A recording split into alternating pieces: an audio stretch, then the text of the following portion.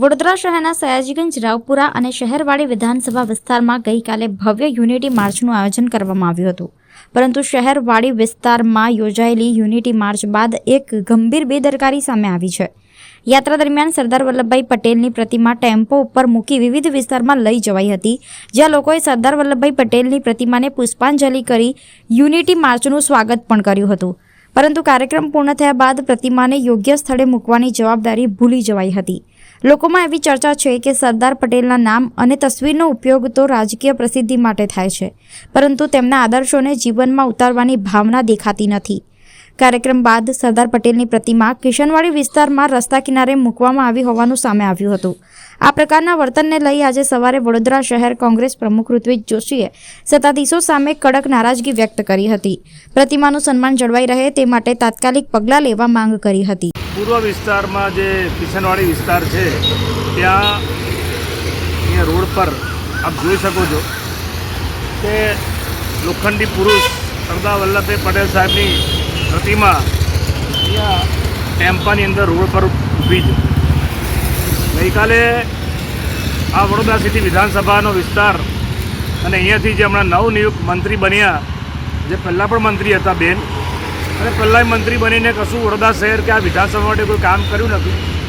ગઈકાલે વડોદરાના સાંસદ આ બેન જે મંત્રી બન્યા એ આ કોર્પોરેટરો બધા ડિસ્કો ડાન્સ કરતાં કરતાં એકતા યાત્રા યુનિટી માર્ચ કાઢી હતી. કેમ કે સરદાર વલ્લભભાઈ પટેલની 150મી જન્મજયંતિની ઉજવણીના ભાગરૂપે. અત્યારે તો બધા ભાજપના નેતાઓ પોતાના ઘરમાં ઊંઘતા હશે, આ તો પોતાનું કોઈ કામ કરતા હશે. સવારના હમણાં 9 વાગ્યા છે. આ લાઈવના માધ્યમથી બતાવવા માગું છું કે જોઈ લો સરદાર વલ્લભભાઈ પટેલ માટે ભારતીય જનતા પાર્ટીના નેતાઓને શું માન સન્માન છે એનો જીવતો જાગતો નમૂનો તમારી સમક્ષ અહીંયા હાજર છે. ગઈકાલે રેલી કાઢી, યુનિટી માર્ચ, અલગ અલગ જગ્યાએ સ્ટેજ બનાવ્યા અને પોતાના ભાજપના નેતાઓ પોતાનું સ્વાગત કરાવે, બધા જોડાયા, ડાન્સ કર્યો. પણ રેલી પત્યા પછી સરદાર વલ્લભભાઈ પટેલની પ્રતિમા અત્યારે અહીંયા રોડ પર છે.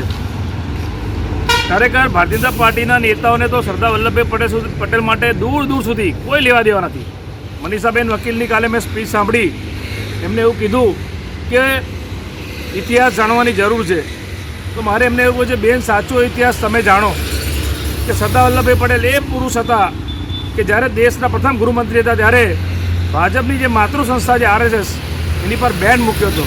શેના માટે?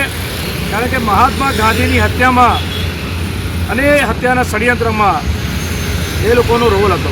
માટે એ સમયના ગૃહમંત્રી, નાયબ વડાપ્રધાન એટલે કે સરદાર વલ્લભભાઈ પટેલે RSS પર બેન મૂક્યો હતો. એટલે ભારતીય જનતા પાર્ટીના કહીની ને કરણીમાં આસમાન જમીનનો ફરક છે. સરદાર વલ્લભભાઈ પટેલ આખું જીવન સાદગીથી વિતાવ્યું.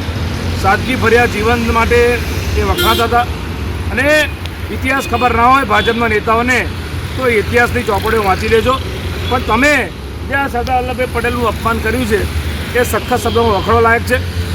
કોઈ પણ ભારત દેશનો નાગરિક તમને કોઈ દિવસ માફ નહીં કરે.